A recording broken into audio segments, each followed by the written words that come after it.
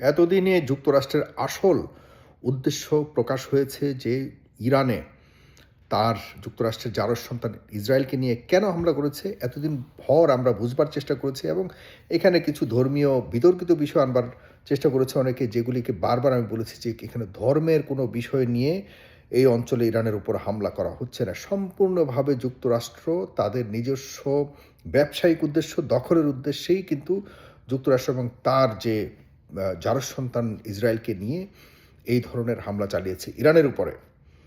আর শুধুমাত্র আমাদের কাছে কলা ধরিয়ে দেওয়ার মতো, আমাদের মতো কিছু যারা অর্ধেক বুঝি অর্ধেক বুঝি না এই টাইপের জাতিদের কাছে ধর্ম নামক একটা ধর্মের একটা বিষয়কে, বিতর্কিত একটা বিষয়কে আমাদের হাতে ধরিয়ে দিয়ে আমাদেরকে এই টাইপের একটা বিষয়ের মধ্যে ব্যস্ত রেখে তারা আসলে অন্য যে ব্যবসায়ী উদ্দেশ্য রয়েছে দখল করে, আসলে তারা এই অঞ্চলের খনিজ সম্পদকে দখল করাটাই হলো মূল তাদের উদ্দেশ্য। আজকে এটি শতভাগ নিজেই নিশ্চিত করেছেন ডোনাল্ড ট্রাম্প, যিনি মানসিকভাবে সম্পূর্ণভাবে অসুস্থ একজন মানুষ এবং যিনি টাকা ছাড়া তিনি কোনো একটা কদমও দেন না, যিনি ব্যবসার চিন্তা ছাড়া তিনি কখনোই কোনো কথা বলেন না, কোনো ডিল করেন না। তার কাছে মানবাধিকার বা মানবতা বলতে কোনো কিছুই তার কাছে পাত্তা পায় না। এই হলো বাস্তবতা। এবং যুক্তরাষ্ট্রের আসল চেহারাটা এমনই। শুধুমাত্র তারা মানবাধিকার নামক বিষয়টাকে তাদের নিজেদের স্বার্থে ব্যবহার করে করে আজ পর্যন্ত সারা পৃথিবীকে বোকা বানিয়ে আসছে। এখন এটি থেকে এই ট্রাম্প যুক্তরাষ্ট্রের আসল চেহারাটাকে আমাদের সামনে তুলে ধরছে।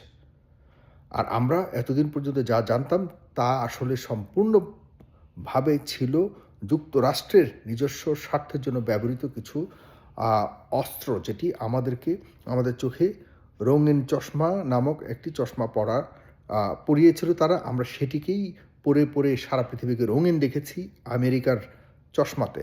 বাস্তবতা হলো এই, যুক্তরাষ্ট্রের প্রেসিডেন্ট ডোনাল্ড ট্রাম্প আজকে বলেছে যে আমার আসল উদ্দেশ্য হলো ইরানের খনিজ তেল।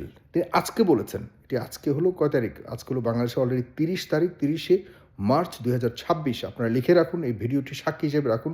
আমি সেই শুরু থেকে যুদ্ধ, যখন আজকে প্রায় 1 মাস হয়ে গেল যুদ্ধ, ইরানে আক্রমণের 1 মাস হয়ে গেছে, এবং ইচ্ছাকৃতভাবেই পবিত্র একটা রোজার রমজানের মধ্যেই কিন্তু তাদের এই ধরনের আক্রমণগুলি তারা সাধারণত করে থাকে। সেটি ট্রাম্প করেছে, ভেবেছিল যে রোজার মাসেই তারা ঠিক সাদ্দামকে যেভাবে ঈদের দিন কোরবানি দিয়েছে, রোজার মাসেই ইরানকে কোরবানি দিবে, এই ধরনের চিন্তাভাবনা নিয়েই করেছে। এবং এটি একটা ভিন্ন ধরনের মেসেজ পুরো মুসলিম জাতির উপরে তারা দিতে চায় যে তোমাদের পবিত্র দিনেই তোমাদের এই ধরনের বড় বড় নেতাদেরকে আমরা তোমাদের হত্যা এবং তাদের মৃত্যু উপহার দেব তোমাদেরকে।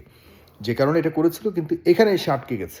আফগানিস্তানে সফল হয়েছিল বলতে, আমি আফগানিস্তানে এতদিন পর আফগানিস্তানের কাছে আবার ফিরে আসছে তাদের ক্ষমতা, কিন্তু মাঝখানে অনেকগুলি বছর কিন্তু তাদেরকে ধ্বংস করেছে। আমি সেটাকে বলছি, মানে আফগানিস্তানকে তো দখলে নিয়েছিল, এরপরে আপনার ইরাককে কাবু করলো, সাদ্দামকে ধ্বংস করলো, লিবিয়াকে ধ্বংস করলো, কোথায় করেনি, সিরিয়া থেকে শুরু করে ইজিপ্ট থেকে শুরু করে জর্ডান সব জায়গাতে কিন্তু দখলে নিয়ে মোটামুটি, এবং মধ্যপ্রাচ্যের উপসাগরীয় সবগুলি দেশকে তাদের দখলে নিয়ে নিয়েছে, একমাত্র ইরানকে পারেনি। যে কারণে এত বড় ধরনের যুদ্ধের প্রস্তুতি নিয়ে তারা এখন ফেঁসে গেছে, মানকে চেপাতে আটকেছে। বারবার বলেছি, একটা চোরাবালিতে আটকে গেছে। তাদের যে পরিকল্পনা ছিল সেগুলির সাথে বাস্তবতার কোনো ধরনের মিল তারা পাচ্ছে না। এখন শেষ পর্যন্ত যেটি আজকের খবর, এটি হলো যে সে বলেছে আমি বর্তমানে এই যুদ্ধটি করছি শুধুমাত্র ইরানের খনিজ তেল আর বিশেষ করে খার্গ আইল্যান্ড, যে খার্গ আইল্যান্ডটি ইরানের জন্য তথা সারা পৃথিবীতে, অবশ্যই সারা পৃথিবীরও প্রয়োজন এটি খার্গ আইল্যান্ড। আর ইরানের জন্য খার্গ আইল্যান্ড হলো ইরানের হৃৎপিণ্ড, যে হৃৎপিণ্ড শেষ হয়ে গেলে ইরান সব দিক দিয়ে ধ্বংস হয়ে যাবে। মাত্র 9 কিলোমিটার দৈর্ঘ্যপ্রস্থ মিলিয়ে এই ছোট্ট আইল্যান্ডটির মাধ্যমেই কিন্তু ইরানের যত ক্রুড অয়েল থেকে শুরু করে বিভিন্ন ধরনের খনিজ সম্পদ সারা পৃথিবীতে সরবরাহ করা হয় এই আইল্যান্ডটিকে ব্যবহার করে। এটি যদি নষ্ট করা হয়, এটি মানে সার্বিকভাবেই সুবিধাযুক্ত সারা পৃথিবীতে তাদের খনিজ সম্পদকে সরবরাহ করার জন্য। এবং এখানেই সব ধরনের কি বলবো এটাকে, ডক থেকে শুরু করে সব কিছু যাতায়াত করা হয়। এটিকে দখল করবার জন্য আজকে ট্রাম্প বলেছে যে আমার দরকার হলো ইরানের খনিজ সম্পদ আর হলো খার্গ আইল্যান্ড। এটি হলেই আমার, দেখুন সে আজকে তার দেশের মানুষের কাছে বক্তৃতাকালে তিনি এটি বলেছেন এবং তিনি আবার যুক্তরাষ্ট্রেরই বিভিন্ন ধরনের সমালোচকদের তিনি নিন্দা করেছেন যে এই কিছু কিছু সমালোচক আছে আমার এই যুদ্ধের সমালোচনা করছে, আর আমি তো গেছি সেখানে খার্গ আইল্যান্ড আর ইরানের খনিজ সম্পদ দখল করবার জন্য আনার জন্য, আমার উদ্দেশ্য হলো এটা। দেখেন মনের কথা কিন্তু বের হয়ে চলে এসছে, অথচ সে কি বলছে, আমি ইরানের মানুষের জন্য গণতন্ত্র ফিরিয়ে আনার জন্য এই যুদ্ধ করছি। আমি মধ্যপ্রাচ্যে ইরান গুন্ডামি করছে, মধ্যপ্রাচ্যের বিভিন্ন দেশ যারা আছে সেই সব দেশ যাতে ইরানের ভয় থেকে মুক্তি পায় সেজন্য ইরানকে আমি দমন করার চেষ্টা করছি। ইরান শিয়ারা মুসলিম নয়, তাই আমি মুসলিম সুন্নি ভাইদের জন্য আমি ইরানের এই শিয়া ইরানকে ধ্বংস করার জন্য আমি এসছি। ইরানে নারীদের কোনো স্বাধীনতা নাই, আমি নারীদেরকে স্বাধীনতা দেওয়ার জন্য আমি এই যুদ্ধ চালাচ্ছি।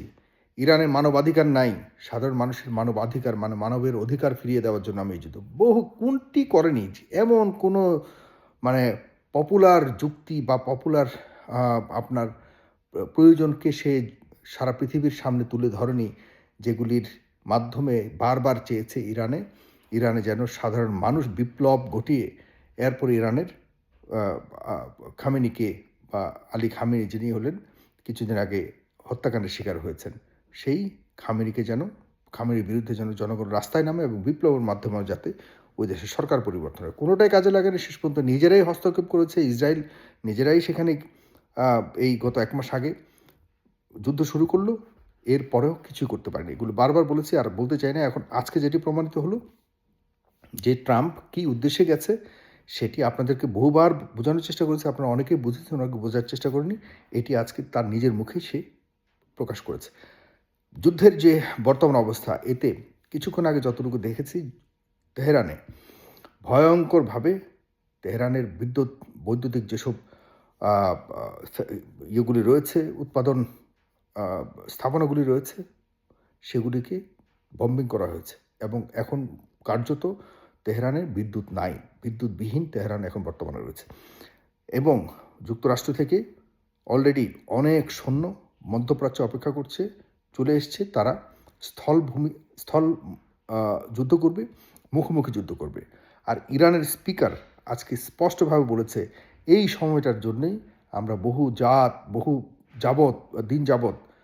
কাল যাবৎ আমরা অপেক্ষা করছিলাম যে এই সময়টা কখন আসবে যখন তোমাদের সাথে আমরা মুখোমুখি যুদ্ধ করতে পারবো। সেই সুযোগ এসছে ইরানিদের জন্য এবং এখানেই শেষ জবাব দিবে ইরানিরা যে কতটা তারা শক্তিশালী, তাদের সার্বভৌমত্ব রক্ষা করার জন্য, তাদের দেশ মাতৃকার জন্য তারা কতটা নিবেদিত, কতটা তারা ডেডিকেটেড, তারা এটি বোঝানোর জন্য অপেক্ষা করছে। আজকে ইরানের সংসদের স্পিকার তিনি স্পষ্টভাবে কথাটি বলেছেন। তার মানে এখন ইরান যুদ্ধের জন্য সম্পূর্ণভাবে প্রস্তুত। বাকি রইল আশপাশের যে দেশগুলি রয়েছে এবং সশস্ত্র বাহিনীগুলি রয়েছে তাদের অবস্থান কী। হুতি অলরেডি দ্বিতীয়বার আক্রমণ চালিয়েছে ইসরায়েলে। হুতি বলেছিল যে আমরা অপেক্ষা করছি যে কখন অন্য একটা অবস্থার দিকে যাবে যুদ্ধ, যখন আমাদের প্রয়োজন হবে, ইরান যদি বলে আমরা যে কোনো সময় যুদ্ধে নামতে প্রস্তুত আছি। অলরেডি তারা শুরু করে দিয়েছে।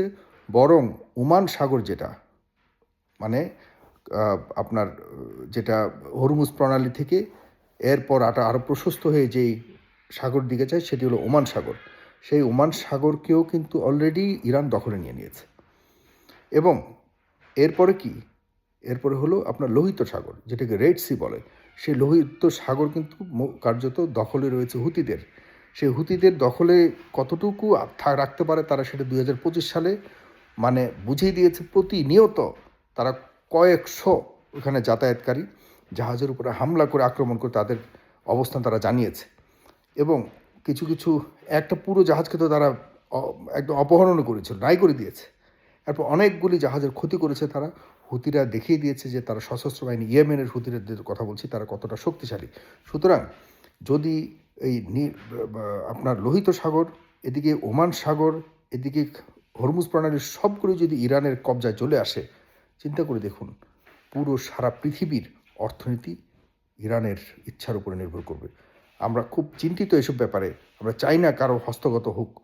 পৃথিবীর অর্থনীতির যে চাকাগুলি রয়েছে, যেখান থেকে যেসব রাস্তাগুলি দিয়ে আমাদের আন্তর্জাতিক অর্থনীতির চাকা চলমান থাকে, এগুলি কারো হাতে কর্তৃত্ব বন্ধনে আবদ্ধ থাকুক, সেটি আমরা কোনোভাবেই চাই না। কিন্তু যুক্তরাষ্ট্র এই মধ্যপ্রাচ্যে অনিচ্ছাকৃত ইচ্ছাকৃতভাবে দেখা যাচ্ছে যে এই ধরনের যুদ্ধ চাপিয়ে দিয়ে আমাদের পৃথিবীর প্রত্যেকটা নাগরিককে যে কষ্ট পোহানোর জন্য এই অবস্থা নিয়ে এসছে। আমি মনে করি যে এই যুদ্ধের মাধ্যমে যুক্তরাষ্ট্রের পতন শুরু, এবং এটির মাধ্যমে সাম্রাজ্যবাদের পতন হবে, এবং নতুন একটি পৃথিবী আমরা দেখবার জন্য অপেক্ষা করছি। ধন্যবাদ। আজকে রাতে 10টায় বাংলাদেশ সময় আপনারা অবশ্যই ফেস দ্য পিপলের দিকে চোখ রাখবেন। আমরা এসব নিয়ে আপডেটেড সকল বিষয় নিয়ে কথা বলবো। সে পর্যন্ত ভালো থাকুন, সুস্থ থাকুন। ধন্যবাদ। আসসালামু আলাইকুম।